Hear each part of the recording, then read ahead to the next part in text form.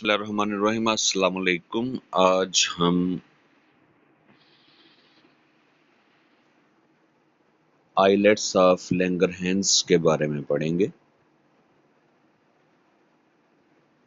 Islets of Langerhans ये दरअसल endocrine tissue है। हार्मोन प्रोड्यूस करने वाले सेल्स हैं, लेकिन ये पेनक्रियाज के अंदर मौजूद होते हैं। पेनक्रियाज जो कि हमारी बॉडी के एक ऑर्गन है, उसके अंदर ये एंडोक्राइन सेल मौजूद हैं जिनका नाम है आइलेट्स ऑफ लैंगरहैंस। दरअसल हमारा पेंक्रियाज जो है, इसकी नेचर डुअल है। डुअल नेचर का मतलब ये है कि ये एक्सोक्राइन ग्लैंड के तौर पे भी काम करते और एंडोक्राइन ग्लैंड के तौर पे भी काम करते। मैं इसको थोड़ा सा एक्सप्लेन कर देता हूँ। आप जानते हैं कि हमारे डाइजेस्टिव सिस्टम में स्टमक के नीचे एक ऑर्गन मौजूद है, पेनक्रियाज। ये और ये जाकर फिर ड्यूडेनम या स्मॉल इंटेस्टाइन के फर्स्ट पोर्शन के साथ अटैच होता है।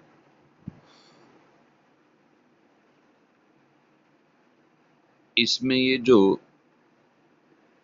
सेल मैं ग्रीन कलर में ड्रॉ कर रहा हूँ, ये वो सारे सेल हैं जिन्होंने एंजाइम रिलीज करने हैं, और ये एंजाइम एक मिक्सर की शक्ल में, जूस की शक्ल में ड्यूडेनम में आ जाते हैं थ्रू ए डक्ट। अब ये जो एंजाइम प्रोड्यूसिंग सेल्स हैं जो कि एक डक्ट के जरिए इंटेस्टाइन में जा रहे हैं, इन सेल को एक्सोक्राइन सेल्स कहा जाता है, क्योंकि इनकी स्क्रीशन डक्ट के जरिए स्मॉल इंटेस्टाइन में एंटर हो रही है और डाइजेशन में अपना रोल प्ले कर रही है। लेकिन पेंक्रियाज में कहीं कहीं पे चंद सेल मौजूद हैं जो मैं रेड कलर में मेंशन कर रहा हूँ, जो कि एंडोक्राइन सेल्स हैं। इन एंडोक्राइन सेल ने हार्मोन रिलीज करने हैं और वो हार्मोन ब्लड के जरिए ट्रांसपोर्ट होते हैं। तो पूरे पेंक्रियाज में एंडोक्राइन सेल की जो थोड़ी सी तादाद है, उसको हम कहते हैं आइलेट्स ऑफ लैंगरहैंस। पूरा पेंक्रियाज एंडोक्राइन ग्लैंड नहीं है। पेंक्रियाज में एक्सोक्राइन टिश्यू भी है जो एंजाइम खारिज करने के लिए है, और इसी पेंक्रियाज के अंदर एंडोक्राइन टिश्यू भी हैं जो कि हार्मोन प्रोड्यूस करने के लिए है। ये तो होगी टेक्निकल डेफिनेशन कि आइलेट्स ऑफ लैंगरहैंस क्या है। अब अहम बात यह है कि पेंक्रियाज किन एंडोक्राइन सेल्स को आइलेट्स ऑफ लैंगरहैंस क्यों कहा जाता है। लैंगरहैंस तो उस एनाटॉमिस्ट का नाम है, इंटरनल स्ट्रक्चर के स्पेशलिस्ट का नाम है जिसने इस टिश्यू को डिस्कवर किया था। और आइलेट्स का मतलब होता है स्मॉल आइलैंड, छोटा सा जजीरा। और आइलेट का एक मतलब और भी है, ऐसा टिश्यू जो सराउंडिंग टिश्यू से डिफरेंट हो। अब पेंक्रियाज में सराउंडिंग टिश्यू तो एक्सोक्राइन टिश्यू है, उसकी स्ट्रक्चर भी और उसका फंक्शन भी, और बीच में कहीं पे छोटे जजीरे की तरह थोड़ी सी तादाद एंडोक्राइन सेल्स की भी है, इसी उसने नाम क्या रख दिया, आइलेट्स। अब ये जो लैंगरहैंस हैं, ये आप स्क्रीन पे देख सकते हैं, जर्मनी के थे ये। इन्होंने इस टिश्यू को, एंडोक्राइन टिश्यू को पहली दफा डिस्कवर किया था।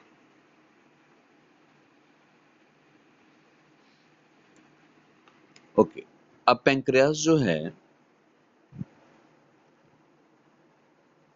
ये कब अपने हार्मोन प्रोड्यूस करना शुरू करता है, जो इसमें आइलेट्स ऑफ लैंगरहैंस हैं, ये कब अपने हार्मोन रिलीज करना शुरू करते हैं? कोई ना कोई स्टिमुलस तो होगी इनके लिए। जी, स्टिमुलाई मौजूद हैं। एक है जी सोमैटोट्रोफिन हार्मोन, के ग्रोथ हार्मोन जो है उसकी स्टिमुलस की वजह से भी पैंक्रियाज एक्टिव हो जाता है, क्योंकि ज़ाहिर है देखिए, जब ग्रोथ होनी है, सेल ने डिवाइड करना है, उसके लिए एनर्जी चाहिए, एनर्जी के लिए ग्लूकोज चाहिए, उस सेल में ग्लूकोज दाखिल करवाने में पैंक्रियाटिक हार्मोन का बड़ा अहम रोल होता है। इसी तरह एड्रिनल ग्लैंड में से हार्मोन रिलीज होता है ACTH, सॉरी एंटीरियर लोब से, एंटीरियर पिट्यूटरी लोब से एक हार्मोन रिलीज होता है ACTH। इसने ACTH ने ना सिर्फ एड्रिनल ग्लैंड को एक्टिवेट करवाना होता है, बल्कि इसने पॉजिटिव इफेक्ट क्रिएट करना होता है आइलेट्स ऑफ लैंगरहैंस पे भी। और उसके अलावा है लेवल ऑफ ब्लड ग्लूकोज, के ग्लूकोज में ब्लड की क्वांटिटी कितनी है। ये क्वांटिटी नॉर्मल से कम या ज्यादा हो जाए, दोनों सूरतों में पैंक्रियाज एक्टिवेट होता है, आइलेट्स ऑफ लैंगरहैंस एक्टिवेट होते हैं और हार्मोन रिलीज होना शुरू हो जाते हैं।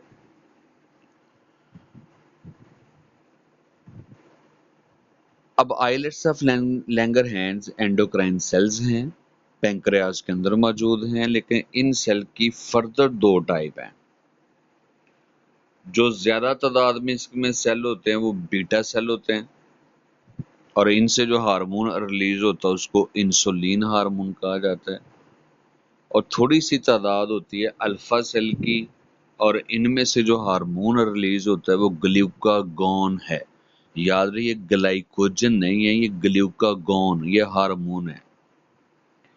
तो पैंक्रियाज में मौजूद हैं जी islets of Langerhans endocrine cell. इन एंडोक्राइन सेल की फर्दर दो टाइप हैं, बीटा सेल्स और अल्फा सेल्स। बीटा सेल में से हार्मोन रिलीज होता है इंसुलिन, अल्फा सेल में से हार्मोन रिलीज होता है ग्लूकागॉन। और दिलचस्पी की बात यह है कि ये दोनों cell at the same time activate नहीं होते। एक वक्त पे ये इंसुलिन हार्मोन रिलीज होगा तो या फिर ग्लूकागॉन रिलीज होगा। और उससे भी ज़्यादा दिलचस्पी की बात यह है कि ये दोनों हार्मोन एक दूसरे के एंटागोनिस्टिक हैं, एक दूसरे के फंक्शन को रिवर्स कर देते हैं।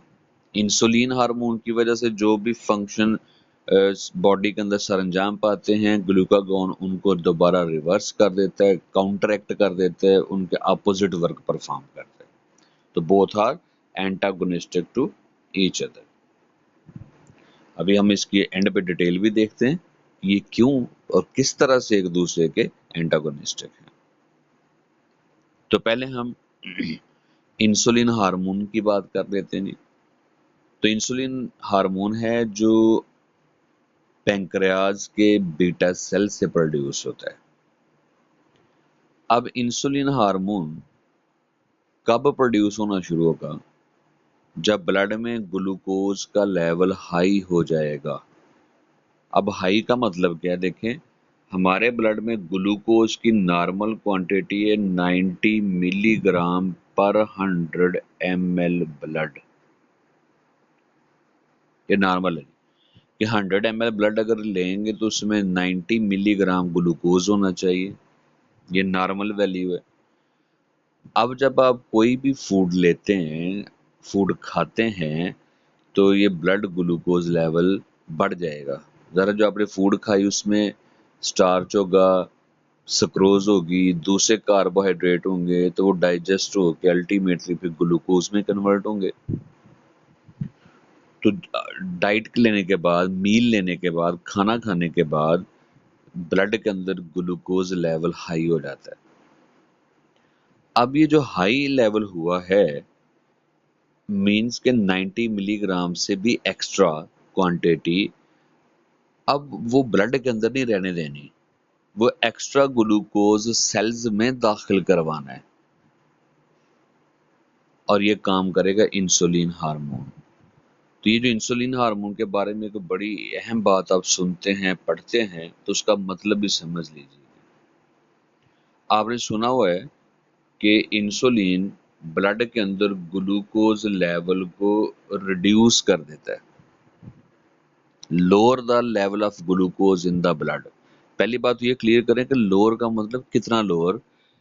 नॉर्मल वैल्यू 90 से ऊपर जितना भी ग्लूकोज मॉलिक्यूल होंगे वो सारे के सारे जो है ना ब्लड में से निकाल कर सेल में भेज दिए जाएं।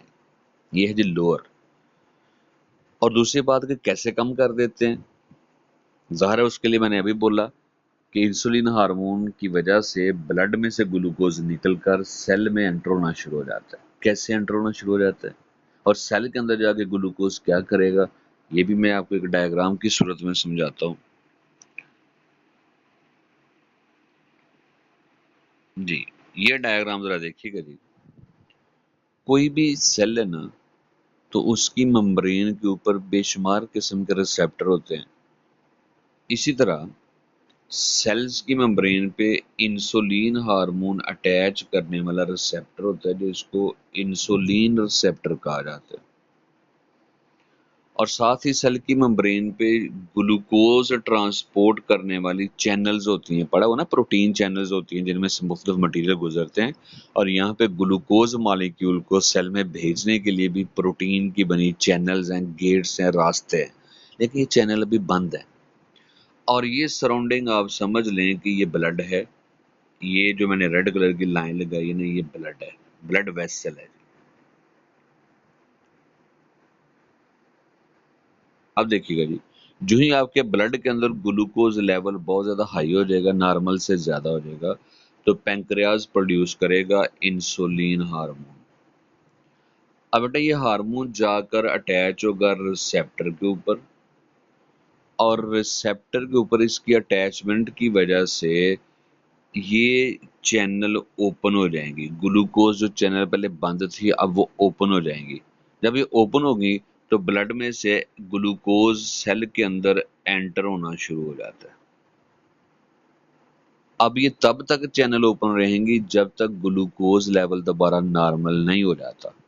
सपोज करें कि नॉर्मल ग्लूकोज लेवल है 90 mg, खाना खाने के बाद आपके ब्लड में ग्लूकोज हो गया 100 mg। अब 10 mg एक्स्ट्रा है, तो इंसुलिन उस 10 मिलीग्राम ग्लूकोज को सेल में दाखिल करवाएगा। उसके बाद चैनल बंद हो जाएंगी, इंसुलिन हार्मोन अपने रिसेप्टर से उतर जाएगा। अब जब ग्लूकोज सेल में पहुंच गया तो अब इस ग्लूकोज का काम क्या होगा। अब इंसुलिन ने ही क्या करवाना है, जो सेल के अंदर ग्लूकोज एंटर करवाया है इस ग्लूकोज को टिकाने लगाना है। अब इसको सेल के अंदर भी तो नहीं रहने देना। ओके, तो उसका तरीकाकार ये है कि पहले इस ग्लूकोज को यूटिलाइज किया जाएगा, यानी इसे ब्रेक डाउन ग्लाइकोलाइसिस करके इसे एनर्जी पैदा कर ली जाएगी। फिर भी अगर ग्लूकोज सेल में स्टिल फ्री फॉर्म में मौजूद है, ग्लाइकोलाइसिस के बाद भी, एनर्जी जनरेट करने के बाद भी, तो उस एक्स्ट्रा ग्लूकोज के आपस में बॉन्ड बनाकर उसको ग्लाइकोजन में कन्वर्ट कर दिया जाएगा। वो ग्लाइकोजन सेल में स्टोर हो जाएगा, स्पेशली अगर ये लिवर सेल है और मसल सेल है। फिर भी अगर स्टिल ग्लूकोज फ्री फॉर्म में मौजूद है तो उस एक्स्ट्रा ग्लूकोज को फैटी एसिड में और अमाइनो एसिड में कन्वर्ट कर दिया जाएगा। मीनवाइल इंसुलिन हार्मोन ने ये भी करना है कि जो लिवर के अंदर ग्लाइकोजन टूटकर ग्लूकोज की शक्ल अख्तियार करता है, वो ग्लूकोज ब्लड में आता है, इस प्रोसेस को भी रोक देगा, क्योंकि ब्लड में तो पहले ग्लूकोज ज्यादा है। इंसुलिन तो चाह रहा है कि जो पहले ब्लड में ग्लूकोज मौजूद है वो भी सेल में चला जाए और कहीं और से भी ग्लूकोज ब्लड के अंदर एंटर ना हो।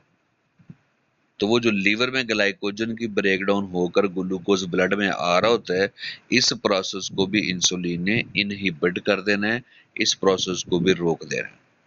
अगर इसको हम और आसान करें तो इंसुलिन हार्मोन क्या करता है, नंबर 1 ग्लूकोज को ब्लड में से सेल के अंदर दाखिल करवाता है, फिर ग्लाइकोजन सिंथेसिस को, अमाइनो एसिड और फैटी एसिड सिंथेसिस को प्रमोट करता है, जबकि ग्लाइकोजन की ब्रेकडाउन को स्टॉप कर देता है।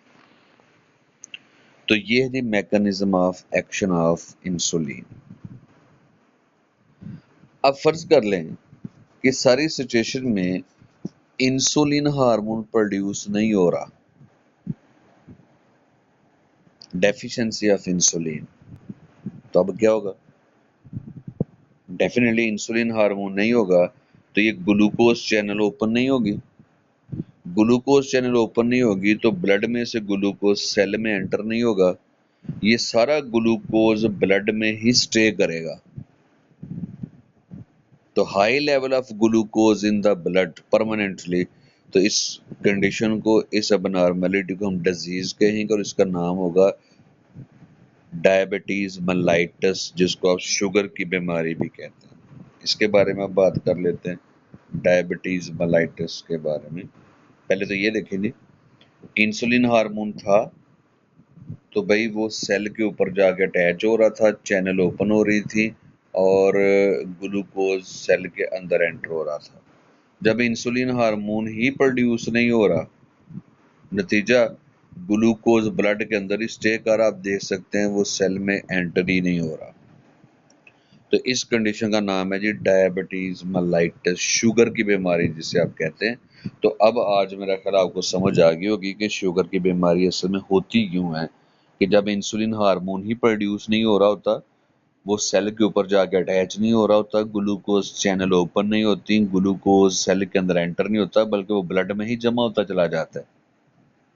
जो भी आप फूड लेते हो, आपके डाइजेस्टिव सिस्टम में से जो भी ग्लूकोज आएगा वो ब्लड में ही रहेगा, वो सेल में दाखिल ही नहीं हो रहा। तो high level of glucose in the blood, इस कंडीशन को हम कहते हैं जी डायबिटीज मेलाइटस।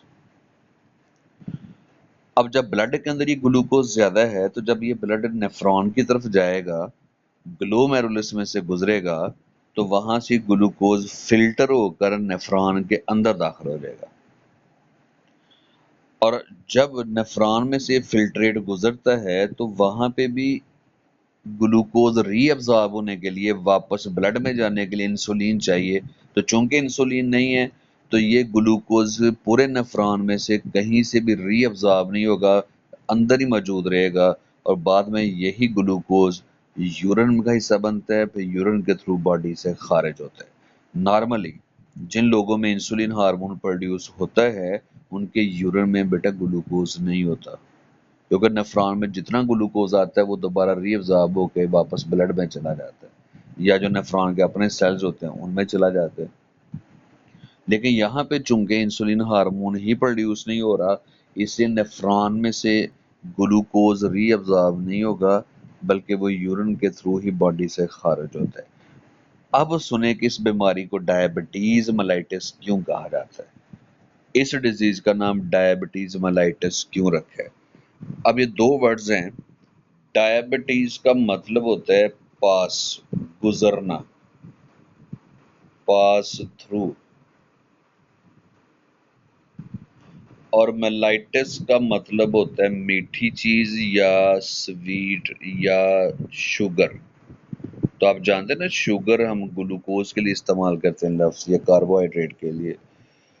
तो डायबिटीज मेलाइटस का मतलब ऐसी बीमारी जिसमें शुगर यानी ग्लूकोज ब्लड में ही रहता है, ब्लड में ही बहता रहता है, या फिर यूरिन के जरिए बॉडी से खारिज होता है, सेल में नहीं दाखिल होता। इसलिए इस बीमारी का नाम है डायबिटीज मेलाइटस, कि शुगर यानी ग्लूकोज ब्लड के अंदर लेवल इसका हाई हो जाता है, या यूरिन के थ्रू ये बॉडी में से खारिज होना शुरू हो जाता है।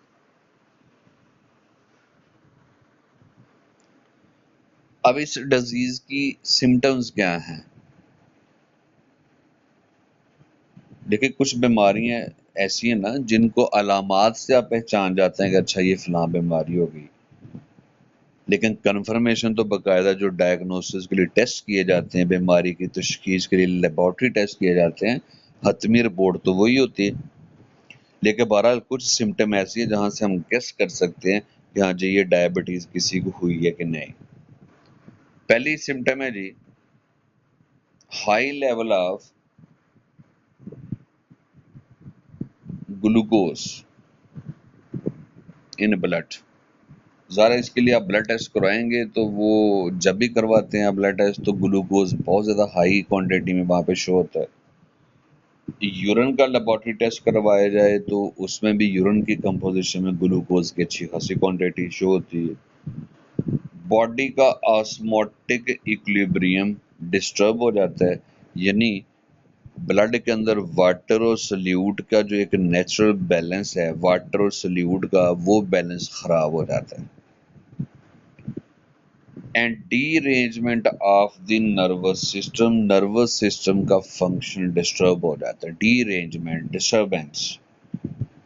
वैसे ये लफ्ज़ जो है ये बेसिकली कन्फ्यूजन या साइकोलॉजिकल प्रॉब्लम के लिए इस्तेमाल किया जाता है। तो एक्चुअली न्यूरॉन भी ग्लूकोज एनर्जी पे ही डिपेंड कर रहे होते हैं ना। तो जब वो इंसुलिन हार्मोन प्रोड्यूस नहीं हो रहा तो ये ग्लूकोज न्यूरॉन के अंदर भी दाखिल नहीं होता, वहां पे भी एनर्जी जनरेट नहीं हो रही होती, तो न्यूरॉन के अपने फंक्शन भी डिस्टर्ब होते हैं। इसे कहते हैं नर्वस डीरेंजमेंट।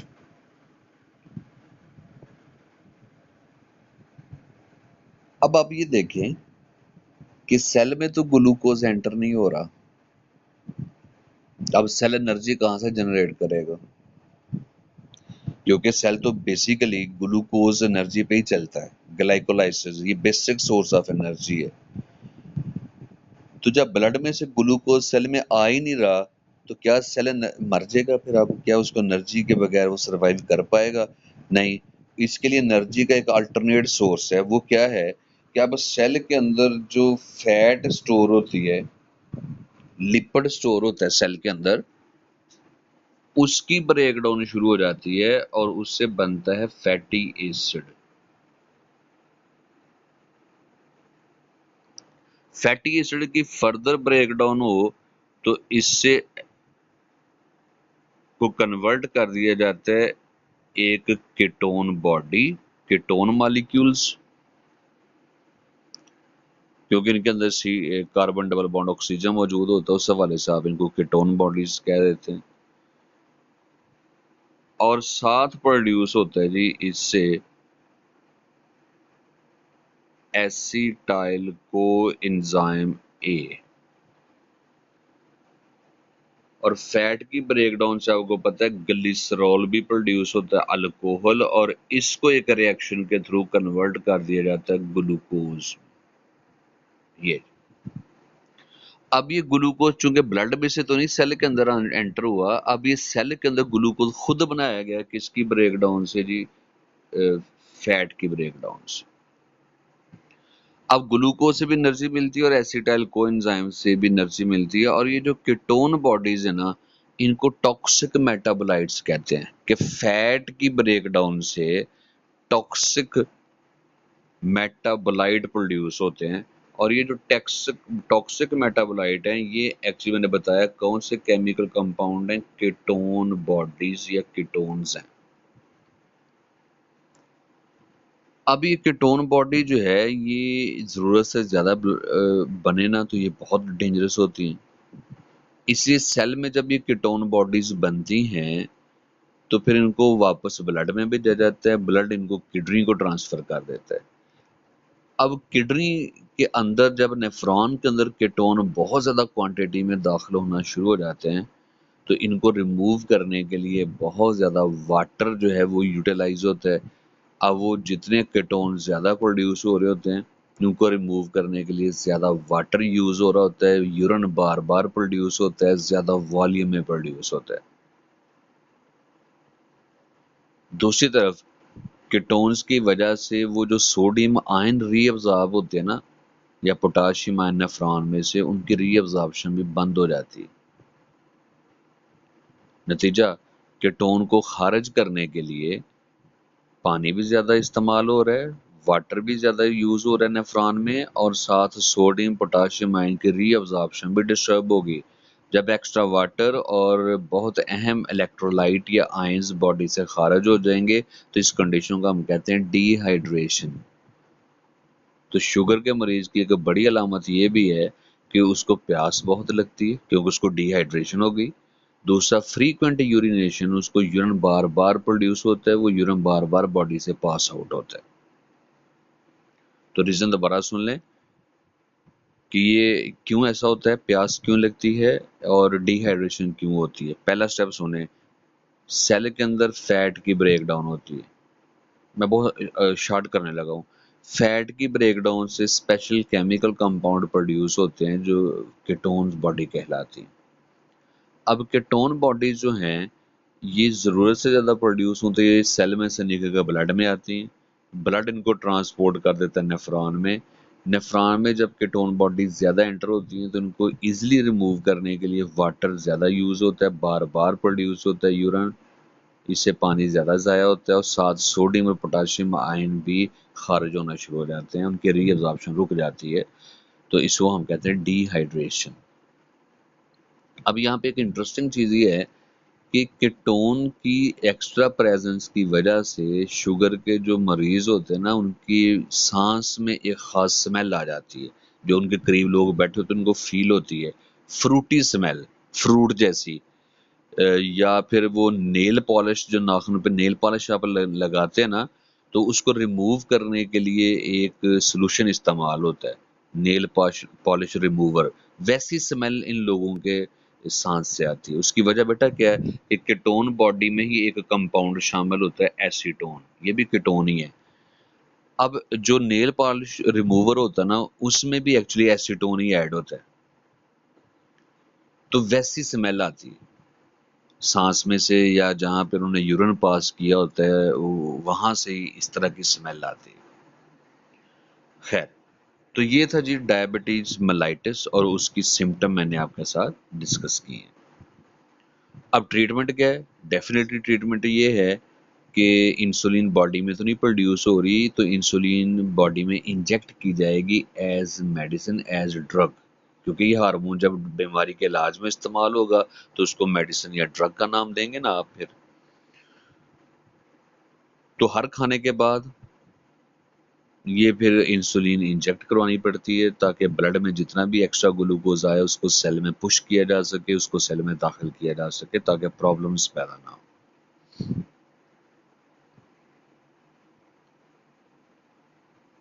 अब अपोजिट साइड पे आ जाते हैं, अगर इंसुलिन ज़रूरत से ज़्यादा प्रोड्यूस हो तो डेफिनेटली ग्लूकोज इतना ज़्यादा सेल में एंटर होगा कि वो नॉर्मल लेवल से भी कम चला जाएगा, 90 से भी नीचे लेवल चला जाएगा।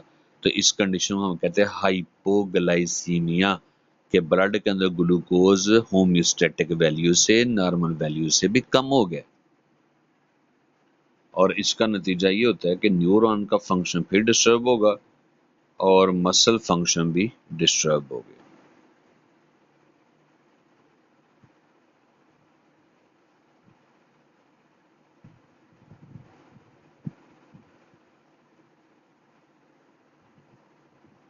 क्योंकि इसमें ब्लड के अंदर जब ग्लूकोज लेवल जो है वो कम हो गया, कई सेल के अंदर ग्लूकोज आकर ज़रूरत से ज़्यादा यूटिलाइज हो जाता है, उसके बाद फिर अगेन डेफिशिएंसी हो जाती है। उसके बाद ही हम बात कर लेते हैं ग्लूकागोन हार्मोन। तो बेटे इसमें जो कुछ भी आपने पढ़ा है इंसुलिन के बारे में ये सारा रिवर्स कर लें तो ये ग्लूकागोन की बात हो जाएगी। बहुत सिंपल करके आपको बताता हूँ, स्क्रीन पे ध्यान रखिएगा। ये देखें, ये जी इंसुलिन, ये कब प्रोड्यूस होते हैं? जब ब्लड में ग्लूकोज लेवल हाई हो जाते हैं, इंसुलिन प्रोड्यूस होती है, ग्लूकोज को ग्लाइकोजन में कन्वर्ट कर देता है। जो सेल के अंदर ग्लूकोज दाखिल होता है वो ग्लाइकोजन में कन्वर्ट होता है या किसी और काम के लिए यूटिलाइज होगा, जो मैंने पहले भी बताया आपको। दूसरी तरफ आ जाए, अगर ब्लड के अंदर ग्लूकोज लेवल लो हो जाए तो इसको पूरा कैसे करना है? उसका तरीकाकार क्या होगा कि पैंक्रियाज में से ग्लूकागोन हार्मोन पैदा होगा, ये सेल के अंदर जो ग्लाइकोजन पड़ा होता है उसको ग्लूकोज में कन्वर्ट करता है, ये ग्लूकोज वापस ब्लड में आना शुरू हो जाता है अनटिल के ब्लड के अंदर ग्लूकोज लेवल फिर हाई हो जाए। तो दोनों में बेसिक डिफरेंस क्या नजर आ रहा है कि इंसुलिन क्या करता है, ब्लड में से ग्लूकोज को सेल की तरफ भेजता है, और ग्लूकागोन क्या कर रहा होता है, वो सेल में से ग्लूकोज को वापस ब्लड की तरफ भेज रहा होता है ताकि ब्लड के अंदर ग्लूकोज लेवल हाई हो जाए। तो ये है जनाब कि both hormone are antagonistic to each other. क्या ग्लूकागोन हार्मोन में भी अबनॉर्मेलिटी आ सकती है? जी बहुत कम चांस है, लेकिन आ सकती हैं, ऐसा होता बहुत कम है। और उसकी भी एक बड़ी वजह क्या है जनाब, रेयर है ये अबनॉर्मेलिटी, लेकिन कई दफ़ा ये होता है कि जो पेंक्रियाज में अल्फा सेल्स होते हैं ना, वो अल्फा टिश्यू जो होता है उनकी डिवीजन अनकंट्रोल्ड हो जाती है, और अनकंट्रोल्ड डिवीजन की वजह से एक जैसे सेल का जो बड़ा सा एक गुच्छा बन जाता है मजमू, उसको हम ट्यूमर कहते हैं। तो ट्यूमर का मतलब है कि एक्चुअली अल्फा सेल ही की डिवीजन अनकंट्रोल्ड होगी और मजीद अल्फा सेल बन के जरूरत से ज्यादा। अब डेफिनेटली वो सारे अल्फा सेल तो ग्लूकागोन हार्मोन ही प्रोड्यूस करेंगे ना। वो ट्यूमर तो इसलिए कहते हैं कि वो जरूरत से ज्यादा सेल इकट्ठे हो गए हैं, लेकिन उनका काम तो वही है जो नॉर्मल अल्फा सेल परफॉर्म कर रहे हैं, इसलिए ग्लूकागोन हार्मोन की प्रोडक्शन ज्यादा हो जाती है। बात जरा ध्यान से सुनिएगा, जब पैंक्रियाज में अल्फा टिश्यू पे ट्यूमर बन जाता है, यानी अल्फा सेल की तादाद बिला जरूरत बढ़ जाती है, ग्लूकागोन की क्वांटिटी बढ़ती है, तो पता क्या होगा, सारी अलामत डायबिटीज जैसी आएंगी। क्योंकि जब ग्लूकागोन जरूरत से ज्यादा प्रोड्यूस हो जाएगा तो इसका मतलब ये होगा कि ब्लड के अंदर ग्लूकोज लेवल बढ़ना शुरू हो जाएगा, क्योंकि ग्लूकागोन करवाते यही काम है। जब ब्लड के अंदर ग्लूकोज लेवल बहुत हाई होना शुरू हो जाएगा तो फिर सिम्टम वही आएंगी जो डायबिटीज मेलाइटिस में आती हैं। लेकिन फर्क कैसे पता चलता है, फिर आपको डायग्नोसिस करवानी पड़ती है कि क्या ये इंसुलिन हार्मोन की कमी की वजह से शुगर जैसी अलामत आ रही हैं, डायबिटीज जैसी, या ग्लूकागोन हार्मोन की ज्यादती की वजह से ऐसा हो रहा है। तो फिर वो ज़ाहिर है लेबोरेटरी टेस्ट से ही कंफर्म होता है। अब बेटा आपकी टेक्स्ट बुक में या कुछ पुरानी टेक्स्ट बुक में यहाँ पे जो ट्यूमर का जिक्र है ना, ये अल्फा सेल की बजाय बीटा सेल भी मेंशन होगा। तो अगर किसी की टेक्स्ट बुक में बीटा सेल यहाँ पे मेंशन है, ये जो मैं जिसको सर्कल कर रहा हूँ, तो यहाँ पे उसको काइंडली अल्फा सेल कर लीजिएगा। तो that's all about islets of Langerhans. तो इसके रिलेटेड आपका कोई भी क्वेश्चन है तो आप